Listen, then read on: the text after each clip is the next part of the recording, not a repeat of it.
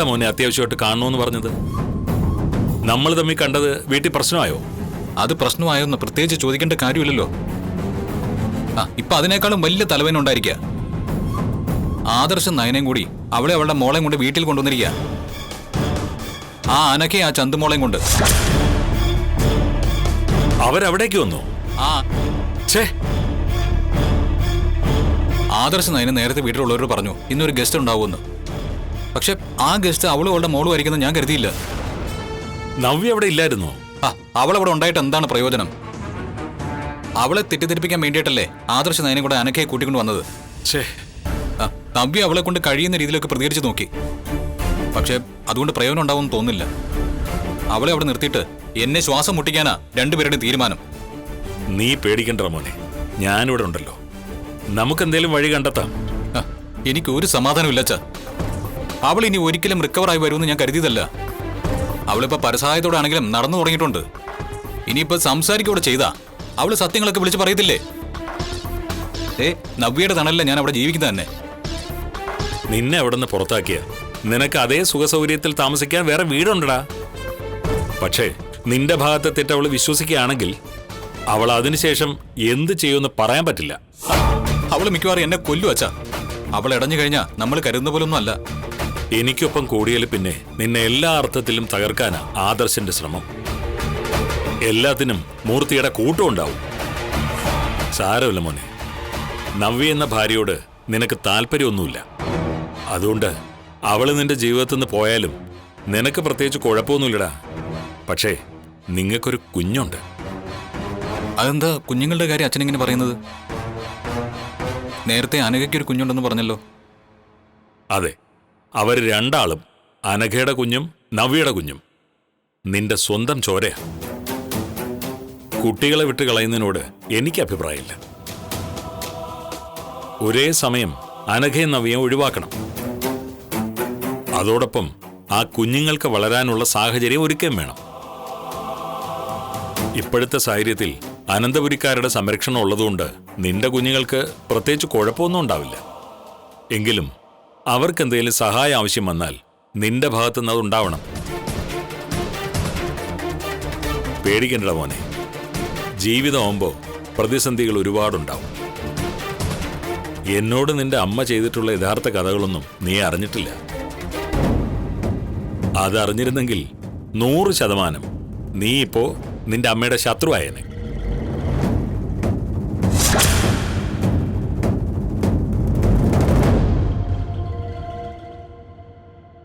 പേടിക്കണ്ട. എന്റെ നിർദ്ദേശപ്രകാരമാ ആദർശേട്ടനും നയനയും അനഘ ഇങ്ങോട്ട് കൂട്ടിക്കൊണ്ടുവന്നത്. എല്ലാ സത്യങ്ങളും ഞാൻ മനസ്സിലാക്കിയെന്ന് ഈ അടുത്ത സമയത്താ ആദർശേട്ടനും നയനയൊക്കെ അറിഞ്ഞത്. ഹോസ്പിറ്റലിൽ വെച്ച് അനഘയെ കൊല്ലാൻ വേണ്ടിയിട്ട് ഒരു നേഴ്സ് ശ്രമിച്ചായിരുന്നല്ലോ.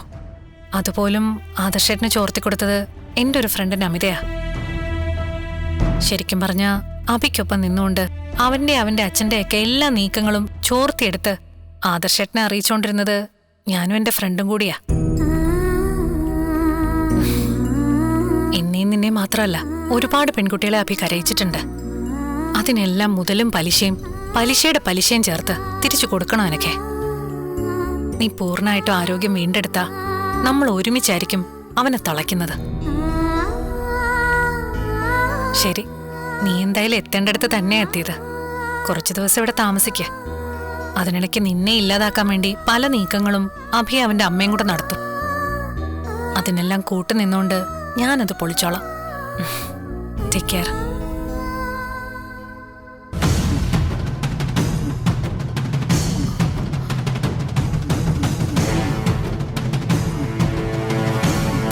മര്യാദയ്ക്ക് നീ പൊക്കോണം.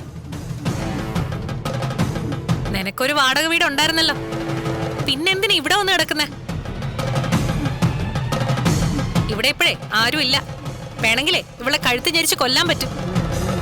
പിന്നെ ആരും അറിയാതെ അങ്ങനെ ചെയ്യുന്നതാ നല്ലത്. മരിക്കാൻ വേണ്ടിട്ടാ അമ്മ ഇവള് ഇങ്ങോട്ട് വന്നത്. നാണം കെട്ടവള്.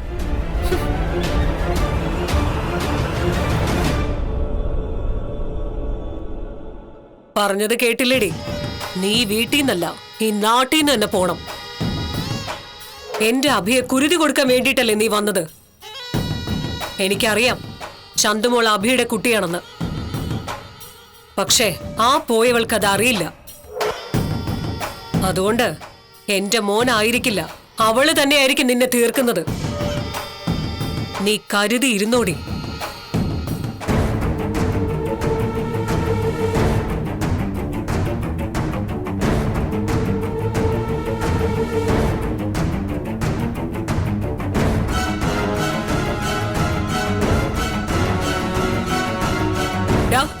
നീ എങ്ങോട്ട് ഇറങ്ങി പോയതാടാ? നിന്റെ അച്ഛന്റെ അടുത്തോട്ടാണോ പോയത്? ഞാനൊന്ന് പുറത്തോട്ട് പോയി കഴിഞ്ഞാൽ അച്ഛനെ കണ്ടോ എന്നുള്ള ചോദ്യമാണല്ലോ. അച്ഛൻ മാത്രമേ പുറത്തുള്ളൂ. അത് കാരണം എനിക്ക് മനസമാനത്തോടെ പുറത്തോട്ട് ഇറങ്ങാനും വയ്യ. നീ പുറത്തു പോകുന്നുണ്ടെങ്കിൽ നീ അങ്ങനെ കാണുന്നുണ്ട്. ഞാനത് നേരിട്ട് കണ്ടതാണല്ലോ. അജയേട്ടനും കണ്ടതാണ്. ഇതിനകത്ത് ഇരുന്നിട്ടേ മനസമാധാനം ഇല്ല. അതുകൊണ്ടാ പുറത്തേക്ക് പോയത്. കണക്ക് കൂട്ടി തന്നെയാണ് ഒരുത്തിയും അവളുടെ മോളെയും ആദർശ നയനും കൂടെ ഇവിടെ കൊണ്ടുവന്നിരിക്കുന്നത്, എന്നെ വെറുതെ ടെൻഷനാക്കാൻ വേണ്ടിയിട്ട്. ഞാൻ പറഞ്ഞില്ലേ, എന്നെ ഇപ്പൊ നീ ടെൻഷൻ ആക്കുന്നുണ്ട് നിന്റെ അച്ഛനുമായിട്ട് ചേർന്നിട്ട്.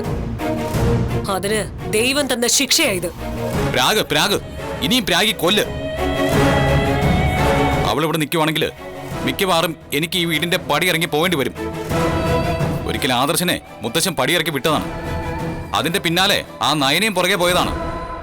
അതൊക്കെ പക്ഷേ അവരുടെ നാടകമായിരുന്നു. എന്നാ അമ്മയുടെ മോനെ ഇനി സ്ഥിരമായിട്ട് മുത്തശ്ശൻ ഇവിടുന്ന് പുറത്താക്കും. അങ്ങനെ പുറത്താക്കിയാലും നിനക്ക് കുഴപ്പമൊന്നുമില്ലല്ലോ. പുറത്ത് കോടീശ്വരനായ ഒരുത്തനുണ്ടല്ലോ. അമ്മേ, ഈ മൂർത്തീസ് ജ്വല്ലറിയും അനന്തപുരി തറവാടിനെയും തകർക്കണമെന്നുണ്ടെങ്കിൽ കരുത്തരായ ആൾക്കാര് നമ്മുടെ സഹായത്തിനായിട്ട് പുറത്തുണ്ടാവണം. മിണ്ടിപ്പോരുത്. ആരുടെ സഹായം നീ തേടിയാലും അവന്റെ സഹായം നീ തേടരുത്. അങ്ങനെ വന്നാ അനഘയുടെയും മോളുടെയും കൂടെ ഞാൻ നിൽക്കും. നീ ചെയ്ത തെറ്റൊക്കെ ഇപ്പൊ ഒന്നും വിശ്വസിക്കാതെ നടക്കുന്ന നിന്റെ ഭാര്യയോട് ഞാൻ പറയും. എല്ലാം പറ, എന്നിട്ട് എല്ലാം അങ്ങ് അവസാനിപ്പിക്കും. ചില സമയത്ത് പ്രസവിച്ച അമ്മ പോലും എതിരാവും. തിരിച്ചു പറയടാ. പ്രസവിച്ച അമ്മയെ കൊല്ലുന്ന പരിപാടിയാ നീ ഇപ്പൊ ചെയ്തോണ്ടിരിക്കുന്നത്. ഇന്നുവരെ കാണാത്ത ഒരുത്തന്റെ കൂടെ നടന്നിട്ട് അമ്മയെ നോവിച്ചോണ്ടിരിക്കുകയാണ് നീ. മനസ്സമാധാനം ഒട്ടുമില്ലാത്ത കൊണ്ടാ എല്ലാവരും ഉറങ്ങട്ടെന്ന് കരുതി ഞാൻ പുറത്തു നിന്നത്. എന്നിട്ടും ഉറങ്ങാതിരിക്കുക, എന്നെ കൊന്നു കൊല വിളിക്കാനായിട്ട്. എനിക്ക് ഉറക്കമില്ലടാ.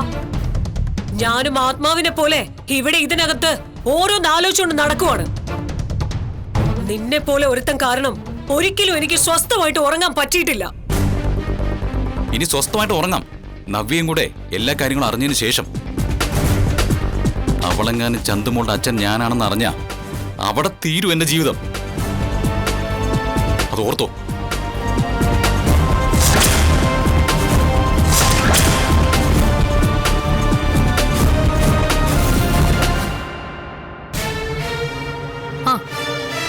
നീ എന്തെത്ര വൈകിയത്?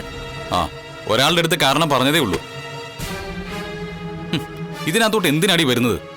നീ ഒരു തെറ്റും ചെയ്തിട്ടില്ലല്ലോ, പിന്നെ നീ ആരെയാ ഭയക്കുന്നത് അബി? എനിക്ക് ആരെയും ഭയമൊന്നുമില്ല. പക്ഷേ ചേട്ടന്റെ തെറ്റ് അനിയൻ ഏറ്റെടുക്കേണ്ട ഒരു കാര്യവുമില്ല. ഞാൻ അതിനൊട്ട് തയ്യാറുമല്ല. സത്യം പറഞ്ഞ അനഘ എന്ന് പറയുന്നുള്ള ഒരു രാക്ഷസിയാണ്. അവള് പൈസയ്ക്ക് വേണ്ടിയാ ഈ കളികളെല്ലാം കളിക്കുന്നത് തന്നെ. അതിന് തന്നെയാ. അവളെ എന്ത് ചെയ്യാൻ പറ്റും നമുക്ക്? അവളുടെ മുറിയകത്തുനിന്ന് കുറ്റിയിട്ടിട്ടുണ്ടോ? ഇല്ല. ഉറപ്പാണോ? അതെ, ഉറപ്പാണ്. അവൾക്ക് രാത്രിയിൽ എന്തേലും അസ്വസ്ഥത ഉണ്ടായാൽ ആൾക്കാർ ഓടിച്ചെല്ലണ്ടേ? അതുകൊണ്ട് അകത്തുനിന്ന് കുറ്റിയിടണ്ടെന്ന് നയന പറയുന്നത് ഞാൻ കേട്ടതാ. എല്ലാവരും ഇപ്പോൾ ഉറങ്ങിക്കാണും. കുറച്ചുകൂടെ കഴിയട്ടെ. ഒരു 1:30 ആവുമ്പോൾ ഞാൻ അങ്ങോട്ട് പോയിട്ട് അവളെ കാണേണ്ട രീതിയിൽ തന്നെ കണ്ടോളാം. എന്താന്ന് വെച്ചാ നീ ചെയ്. ഈ നാണക്കേടൊന്ന് തീർക്ക്. നീ പറഞ്ഞ പോലെ ആദർശന്റെ വിഴുപ്പ് ചുമക്കേണ്ട ഗതികേടൊന്നും നിനക്കില്ല. ഞാൻ എന്തിനും നിന്റെ കൂടെ ഉണ്ട്. അതാണ് എന്റെ ആത്മവിശ്വാസം, എന്റെ ധൈര്യം.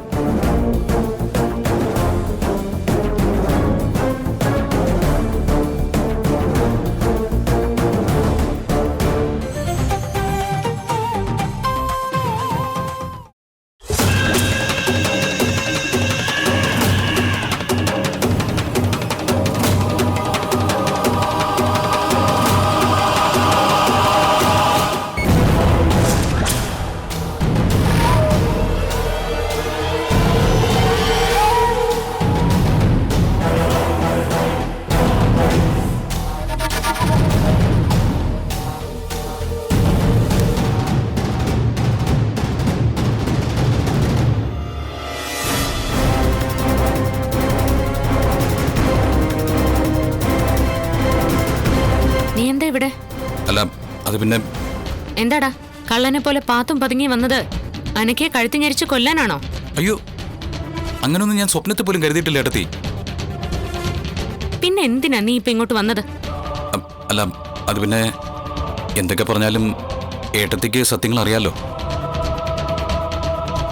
എനിക്ക് രാത്രി കിടന്നിട്ട് ഉറക്കം വന്നില്ല. അനക്കയും ചന്തുമോളിനെ കാണണം തോന്നി. അത് പിന്നെ നവ്യ ഉണർന്നിരിക്കുമ്പോൾ പറ്റില്ലല്ലോ. അതുകൊണ്ട് അവൾ ഉറങ്ങിയപ്പം ഞാൻ ഇങ്ങോട്ട് വന്നതാ. നീ എല്ലാവരും ഉറങ്ങിയെന്ന് ഉറപ്പ് വരുത്തിയിട്ടാ ഇങ്ങോട്ടേക്ക് വന്നത്, അനക്കയെ കൊല്ലാൻ. അയ്യോ, എന്റെ ചന്തുമോളാണ് സത്യം. ഞാൻ അതിനല്ല വന്നത് ഏട്ടത്തി. ദേ, ചന്തുമോളെ പിടിച്ച് നീ സത്യം ചെയ്യരുത്. മോൾക്ക് ആപത്ത് സംഭവിക്കണമെന്നാ നിന്റെ ആഗ്രഹം. എന്നാ എന്റെ മോനാണ് സത്യം. ദേ, മക്കളെ പിടിച്ച് സത്യം ചെയ്യാതെടാ. നിനക്ക് മക്കളോട് സ്നേഹമില്ലല്ലോ. ആരോട് സ്നേഹമില്ല, സ്വത്തിനോടും പണത്തിനോടും അല്ലാതെ. അതിനു വേണ്ടിയിട്ടല്ലേ എന്നോ നിന്നെ ഉപേക്ഷിച്ചു പോയ അച്ഛന്റെ പിന്നാലെ നീ ഇപ്പൊ നടക്കുന്നത്. എന്നാലും അത് കുഴപ്പമില്ല, നിന്റെ അമ്മയെക്കാളും മെച്ചം അയാളാ. അല്ല മോളെവിടെ? കുറച്ചു മുമ്പ് വരെ ഇവിടെ ഉണ്ടായിരുന്നു, ഇപ്പൊ അങ്ങ് പറന്നുപോയി. എന്താ? അല്ല മോള് വല്യമ്മയ്ക്കൊപ്പമായിരിക്കും അല്ലേ? അറിഞ്ഞിട്ട് എന്ത് വേണം? അമ്മയും മോളെയും കൊല്ലാനായിട്ട് വന്നിരിക്ക, പൂച്ചയെ പോലെ, ആരും അറിയാതെ. ഞാൻ സത്യം പറഞ്ഞാലേ ഏട്ടത്തി വിശ്വസിക്കില്ല. നീ സത്യം പറയാറില്ല, അതുകൊണ്ടാ വിശ്വസിക്കാത്ത. പോയിക്കോ ഇവിടുന്ന്, പോടാ ഇറങ്ങി.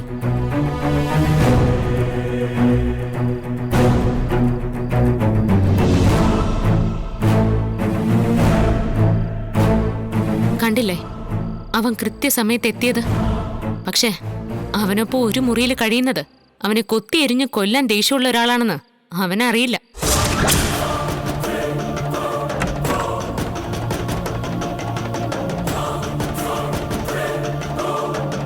നിന്റെ മട്ടും ഭാവം കണ്ടിട്ട് എന്തോ നടന്ന ലക്ഷണമുണ്ടല്ലോ. ഒന്നും നടന്നില്ലടി. ഞാൻ അവളുടെ മുറി ചെന്നപ്പോ എന്റെ മുന്നിലേക്ക് വന്നതേ നമ്മുടെ ഏറ്റവും വലിയ ശത്രുവാ. ആര്? വേറെ ആരാ? നിന്റെ അനിയത്തി ഒരുത്തി ഉണ്ടല്ലോ, അവള് തന്നെ. അയ്യോ, നയനയോ? അവളെങ്ങനെ അതിനകത്ത് വന്നു? എനിക്കറിയില്ല. നമ്മളെ കുറച്ചുകൂടെ ആലോചിച്ചിട്ട് ഇത് ചെയ്താൽ മതിയായിരുന്നു. അനക്കയ്ക്ക് വയ്യല്ലോ, അപ്പൊ അവളെയും മോളെയും മാത്രം ആ മുറിക്കകത്ത് കടത്തില്ലല്ലോ. കൂട്ടിന് ആരെങ്കിലും വേണ്ടേ? അതിനായിരിക്കും ആ നാശം അവിടെ പോയി കിടക്കുന്നത്. ഇവിടെ ഉള്ളവർക്കൊക്കെ അറിയാവടാ നമ്മൾ അനക്ക് എന്തേലുമൊക്കെ ചെയ്യുന്ന. അതെ. പക്ഷെ നിന്നെ എന്നെയൊക്കെ മാനസികമായി തളർത്താൻ വേണ്ടി അവളെ ഇവിടെ കൊണ്ടുവന്നതുകൊണ്ട് അവളെ ഇല്ലാതാക്കാൻ വേണ്ടി നീ എന്ത് ചെയ്താലും അതിനൊക്കെ ഞാൻ കൂടെ നിൽക്കും.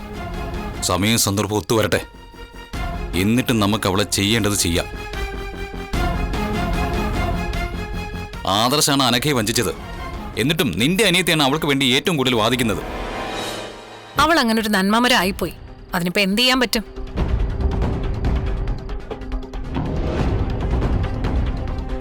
ആ നന്മ മരത്തെ വേരോടെ പിഴുതെറിയണം എന്നെങ്കിലും ഒരു ദിവസം. അത് നീയല്ല, ഈ കുടുംബത്തെ മുഴുവൻ ചതിച്ച നിന്റെ അച്ഛൻ വിചാരിച്ചാലും നടക്കില്ലടാ.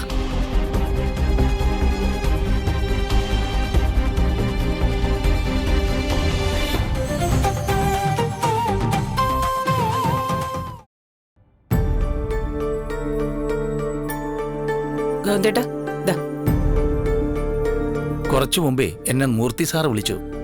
നേരെ ഒത്തുവരുമ്പോൾ നമ്മൾ അങ്ങോട്ട് ചെല്ലണമെന്ന് നന്ദൂനെയും കൂട്ടി. അതെങ്ങനെ ശരിയാവും ഗോവിന്ദേട്ടാ?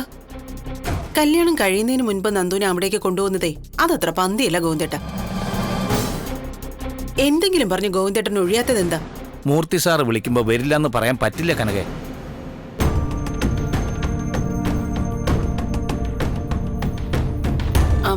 നന്ദു, ഓണത്തിന് നമ്മളെല്ലാവരും അനന്തപുരിയിലോട്ട് ചെല്ലണമെന്നാ മൂർത്തി സാർ അച്ഛനോട് പറഞ്ഞിരിക്കുന്നത്.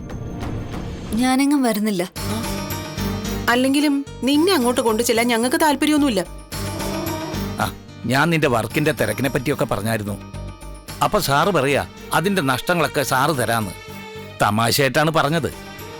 ഒരു കാര്യം ചെയ്യാം, ഞാനീ വസുന്ധരാമയെ ഒന്ന് വിളിക്കട്ടെ, എന്നിട്ട് എന്തെങ്കിലും പറഞ്ഞ് അന്നത്തെ പോക്ക് ഒഴിവാക്കാൻ നോക്കട്ടെ.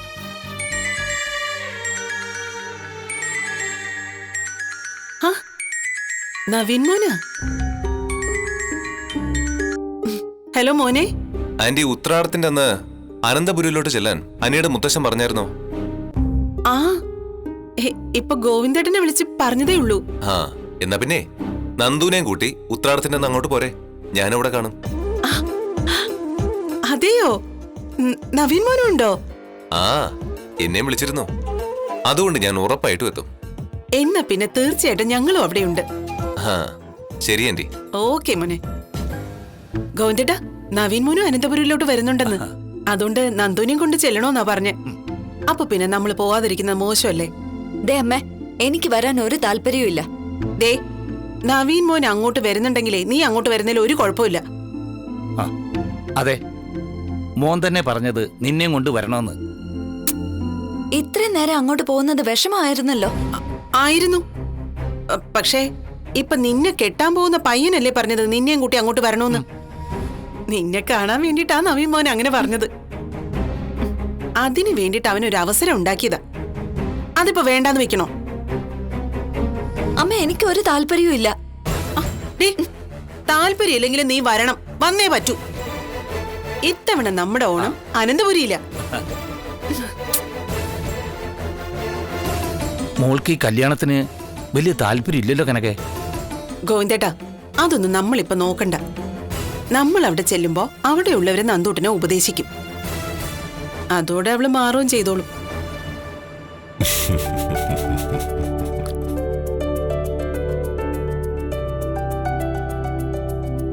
എന്തിനാ ഇങ്ങനെ ചിരിക്കുന്നേ? അല്ല, ഗോവിന്ദന് ഞാൻ ഉത്രാടത്തിന് നന്ദുവിനെയും കൂട്ടി വരണമെന്ന് പറഞ്ഞപ്പോ മോളുടെ അച്ഛൻ ചില തടസ്സങ്ങളൊക്കെ പറഞ്ഞായിരുന്നു. അതുകൊണ്ടാ ഞാൻ നവീനോട് അവരെ വിളിക്കാൻ പറഞ്ഞത്. അതുകൊണ്ട് ഇനി എന്തായാലും നന്ദുവിനെ കൊണ്ടുവരാതിരിക്കില്ല. ഇവന് നന്നായിട്ട് അറിയാം, ഇയാൾക്കും ഞാൻ ഇതുപോലുള്ള കുട്ടിക്കളികൾക്കൊന്നും കൂട്ടുനിൽക്കുന്ന ആളായിരുന്നില്ല. മോൾ ഇവിടെ വരുന്ന സമയത്തൊക്കെ എന്റെ സംസാരവും പെരുമാറ്റവും ഒക്കെ കണ്ടതാണല്ലോ. പിന്നെ അസുഖം വന്ന ശേഷമാണ് എന്റെ ക്യാരക്ടറിൽ ചെറിയ മാറ്റം വന്നത്. അല്ലെങ്കിലും നമ്മുടെ പ്രായത്തില് ഇനി കടുംപിടുത്തം പിടിച്ചിരുന്നിട്ട് കാര്യമൊന്നുമില്ല. എടോ വസന്തരെ, സത്യം പറയാലോ, നവീന്റെ സ്വഭാവം കണ്ടിട്ട് എനിക്ക് അവനെ വിട്ടുകളയാൻ തോന്നുന്നില്ല. എന്നാ ഇനി അവന്തികയ്ക്ക് വേണ്ടിയിട്ട് നരസിംഹനെയും നവീനെയും പോയി കാണാനും പറ്റില്ല. അങ്ങനെ കാണുന്നത് ശരിയല്ല മുത്തശ്ശ. നവീൻ ഇനി അവധിക്ക് ഇഷ്ടാണെന്ന് പറയാതെ നമ്മൾ ആ ബന്ധം ആലോചിക്കാൻ പാടില്ല. ഞാൻ അതിനു വേണ്ടി ശുപാർശയായിട്ട് പോകത്തൊന്നുമില്ല.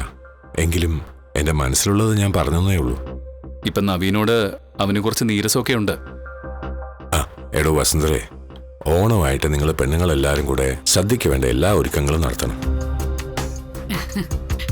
അതെന്നോട് പ്രത്യേകിച്ച് പറയേണ്ട കാര്യമുണ്ടോ? ദേവയാനി ഞാനും ഒക്കെ അതിനു വേണ്ട എല്ലാ തയ്യാറെടുപ്പുകളും നടത്തി കഴിഞ്ഞു. ചേച്ചി, ഓണമായിട്ടേ അച്ഛനും അമ്മയും നന്ദുവിനെയും കൂട്ടി ഇങ്ങോട്ട് വരുന്നുണ്ട്.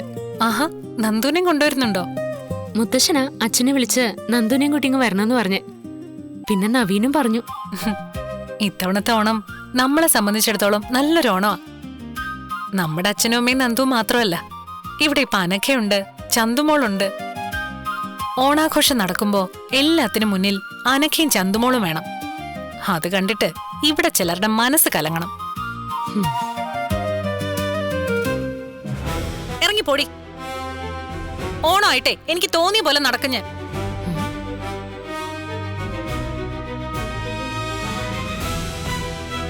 എന്താ നവ്യേ? ഓണം ആയതുകൊണ്ടേ എല്ലാരോടും സമാധാനത്തോടെ സംസാരിക്കാൻ പെരുമാറുക വേണമെന്ന്. ഒരുത്തി അവള് കൂട്ടിക്കൊണ്ടൊന്നില്ലേ അവളുടെ അടുത്ത് പോലും. നാണയില്ലേ നിനക്കിത് പറയാൻ? എന്താ പറഞ്ഞാല്? അനഘയോട് പിന്നെ ചേച്ചി ദേഷ്യപ്പെടണോ? ഇവളുടെ കരുണത്തൊരെണ്ണം കൊടുത്തിട്ട് ഇവളോട് പോവാൻ പറയാമേ. ഡി, നീ എന്തിനാ അമ്മയെ പേടിപ്പിക്കുന്നേ? ഇവരെയൊക്കെ അമ്മയെന്ന് വിളിക്കുന്ന ചേച്ചിയെ വേണം തല്ലാൻ. ഈ ലോകത്തെ ഇതുപോലുള്ള സ്ത്രീകളെ ഞാൻ കണ്ടിട്ടില്ല. എനിക്ക് എന്താടി കുഴപ്പം? നിങ്ങളുടെ കുഴപ്പത്തെ പറ്റിയൊന്നും ഞാൻ പറയുന്നില്ല. അതൊക്കെ നന്നായിട്ട് അറിയാവുന്ന ഒരാളെ ഇപ്പൊ നാട്ടിലുണ്ട്.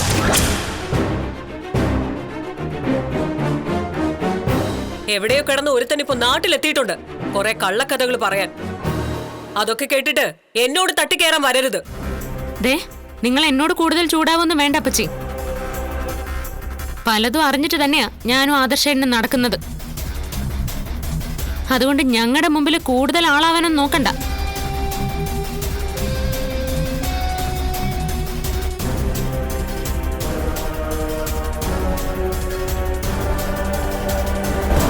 എന്റെ അച്ഛനും അമ്മയും നന്ദുവും ചേച്ചിയെ കാണാനല്ല വരുന്നത്, അവരെ സ്നേഹിക്കുന്നവരെ കാണാനാ. അച്ഛനും അമ്മയാ കനകയും ഗോവിന്ദനെയും വിളിച്ചിരിക്കുന്നത്. പിന്നെ നവീനും പറഞ്ഞു അവരോട് വരാൻ. ഓ, എന്നാ പിന്നെ വന്നോട്ടെ. പക്ഷെ വന്നു കഴിഞ്ഞാല് എന്നോട് വഴക്കിടാൻ വരരുതെന്ന് പറയണം കനകയോട്. അവരമ്മ എന്തെങ്കിലും പറഞ്ഞു കഴിഞ്ഞാൽ അമ്മ അതിനുള്ള തക്കതായ മറുപടി കൊടുക്കണം. ആ സമയത്ത് ഞാനും കൂടെ നിന്നോളാം. ആ വന്നോട്ടെ, ആര് വേണമെങ്കിലും വന്നോട്ടെ. അതിനിപ്പോ എന്താ? ഈ ഉത്തരാടത്തിനൊന്നും സാധാരണ നവീനെ വിളിക്കാറില്ലല്ലോ. എടീ, എനിക്ക് എന്ത് ചെയ്യണമെന്നറിയില്ല.